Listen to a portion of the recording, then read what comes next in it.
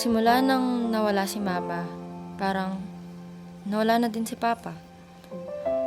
Yung makulay na mundo ni Bella, nabalot na ng pagkatamlay.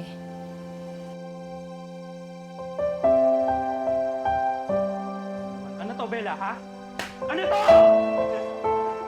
Ba't pinagsakto pa yung exam mo, ha? Ano ginagawa mo, ha? Ano to? Kada pinagbubuhatan niya ako ng kamay, Ano, hindi ko alam kung kanino at saan ako lalapit. Bulak-bul ka na, mag-aasawa ka na, ha? Ayos-ayusin mo naman. Papagod na ako, Bella. Tapos ano yan, late mo na uhugasan yan? Sumusunod na kita sa nanay mo, ha? Puro ganyan na lang inaatupag mo? Pinipilit kong tulungan si Papa para makaalis sa problemang dala Uy, niya. ako, tas anong pagkain dito? Gustuhin ko mang Pandesal? iwanan siya Pag mag-isa. Hindi ka na nag-aasikaso. Hindi ko naman magawa dahil Ano yan, ha? mahal ko pa rin siya. Tatay ko pa rin siya.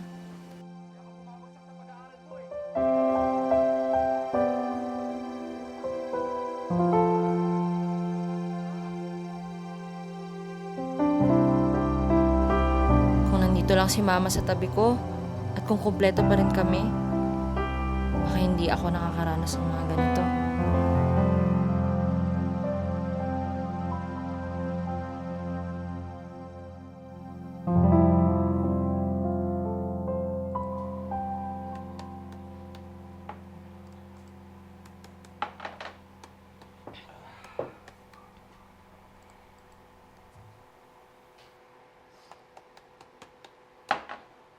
Bella, bigyan mo pa akong beer. Pa, tama na. Nakakarami ka na. Putang ina. Kailan mo pa nagawang sumuwi sa utos ko, ha? Ikaw, sinasabi ko sa'yo, bili mo na ako.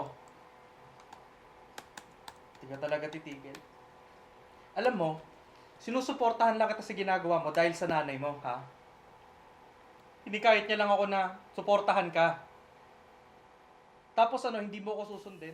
Tandaan. Simula nung narinig ko yung mga binitawang salita ni Papa,